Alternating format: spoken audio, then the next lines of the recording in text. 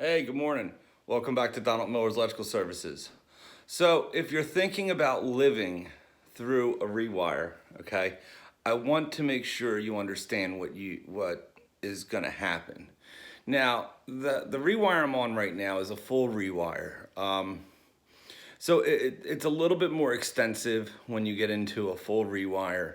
The additional wiring done after the 1920s was illegal. They actually just tapped into knob and tube and buried splice boxes all throughout the ceiling. That said, you're still anticipating living through a traumatic event, and no matter how much you clean it up, the cleaner a knob and tube remediation or knob and tube rewire is, the more time that it consumes, which then inflates the price. The least expensive way to do a rewire gets to be a little dirty, so you kind of have to weigh out where you want to be.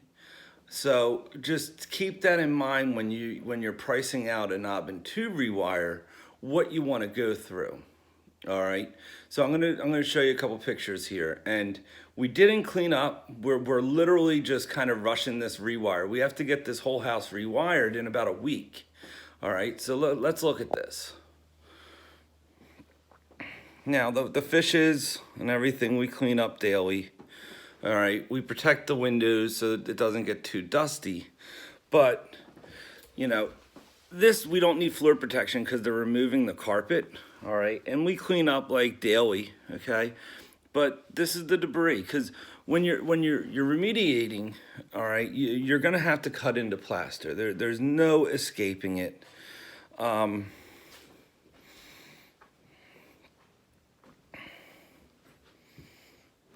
All right, now this is without floor protection, okay, so it can get a little messy. All right, no one's living here, all right, so now this is with floor protection, all right, but you're still gathering a good amount of dust and debris up. Now, we are installing recessed lighting, so be that as it may, like, yes, it does increase the amount of debris, but it still needs to be made. So at the end of the day, either you're spending 2 hours to clean up, or you're saving the 2 hours to move on to the next project of the rewire. So when you think about living through this kind of work, you have to anticipate what's really, you don't want to be on, you don't want to be misunderstood, okay? You don't want to go start into this thinking it's going to be clean. You're just going to get upset with the contractor, all right? It's just, now these rugs are all coming up. So these rugs are technically our floor protection. We're going to pull the rugs up and then we wipe everything down, all right? There's a finished third floor above, so we have to notch our joists. All right, and no, we can't blind drill with auger bits. It doesn't work. It's too much of a liability. All right.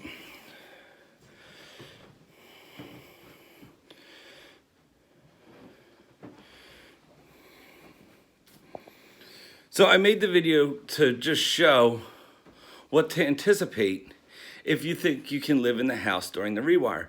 Now, obviously, if someone was living in here, you wouldn't be able to just, you would have to clean it up daily.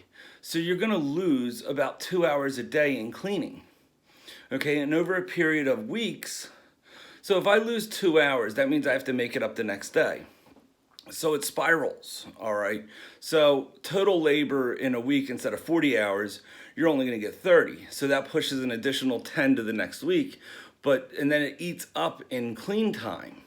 So it kind of spirals out where it almost doubles the time period, because when you get into patching and you get into other areas of rewire, if you're living through it, it just consumes more time. So we try to inform the homeowner as much as possible that we've actually done them during vacations, where they go on vacation for 7 days, and then we'll bring in like a couple more mechanics, and we'll have 3 mechanics with 2 apprentices, and we'll be able to get a house rewired in 7 days, have it clean, wiped down, the whole nine, so when they come back from their vacation, the house is spotless. We've done that a couple times in Havertown. We've done it into different township. We've done it up and down the main line. Okay. It's just the expectations need to be on the same level as the contractor and the homeowner. As long as they're on the same level, then everyone will be happy at the end of the job. All right. But the worst thing is if the homeowner's anticipating a certain level of cleanliness and then you come in on a low bid and you destroy the home, or you make a real big mess, the homeowner, no matter how efficient you are, is going to be infuriated with the fact that they got to live through that. All right, so thank you for watching Donald Mowers Electrical Services. Watch my other videos. Take care. Have a good one. Bye-bye.